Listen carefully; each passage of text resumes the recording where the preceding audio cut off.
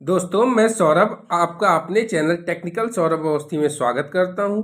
दोस्तों आज की वीडियो का टॉपिक है कि रिले क्या होता है, यह कैसे काम करता है, इसे कहां लगाया जाता है और रिले का कनेक्शन कैसे करना है, इसे हम सीखेंगे। दोस्तों वीडियो शुरू करने से पहले इलेक्ट्रिकल रिलेटेड वीडियो देखने के लिए चैनल को सब्सक्राइब कर लें।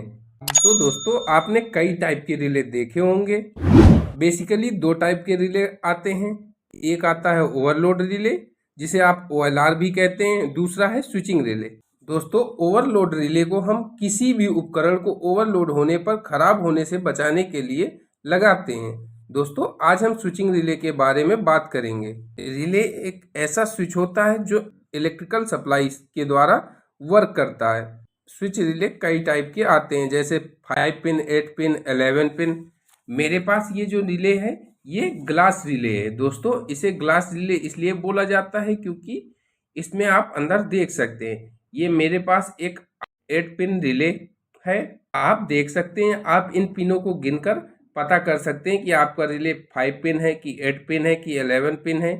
आप देख सकते हैं, ये देखिए 1 2 3 4 5 6 7 8 यहाँ पे पिन है। इस रिले को लगाने के लिए हमें एक बेस की आवश्यकता होती है। आप देख सकते हैं, इस बेस को रिले बेस कहा जाता है। रिले बेस में रिले को कनेक्ट करते हैं। रिले बेस में टर्मिनल की नंबरिंग राइट साइड नीचे से की जाती है। 1 2 3 4 5 6 7 और 8। दोस्तों आपने कॉन्टेक्टर को देखा होगा, वह भी स्विचिंग का काम करता है। हम कॉन्टेक्टर में A1 और A2 पॉइंट ढूंढकर उसमें सप्लाई देते हैं। उसी तरह रिले में भी A1 और A2 पॉइंट होते हैं, उनमें हम सप्लाई देते हैं। और इसमें हमारे कॉमन NO/NC पॉइंट होते हैं। आपको अगर ये देखना है कि हमारे रिले के A1 और A2 में हमें कितने वोल्ट की सप्लाई देनी, तो आप कॉइल में देख सकते हैं। ये जो मेरे पास रिले है, इसमें आप देख सकते हैं कि 220 वोल्ट AC लिखा है और ये देखिए दूसरे रिले में 110 वोल्ट लिखा है। तो हम इतने वोल्ट की सप्लाई A1 और A2 में देंगे और हमारा रिले ऑन हो जाएगा।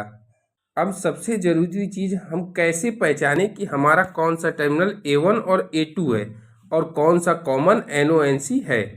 दोस्तों आप यहाँ से पहचान सकते हैं, ये हमारी कॉइल है। और तो दोस्तों आप ये देख सकते हैं, कॉइल में 2 और 7 नंबर हमारे A1 और A2 टर्मिनल हैं। ये 8 पिन रिले है तो इसमें 2 स्विच है। हमारा 1 और 8 नंबर टर्मिनल कॉमन है। कॉमन पॉइंट में सीधी रेखा गई होती है और फिर थोड़ी सी मुड़ी हुई होती है।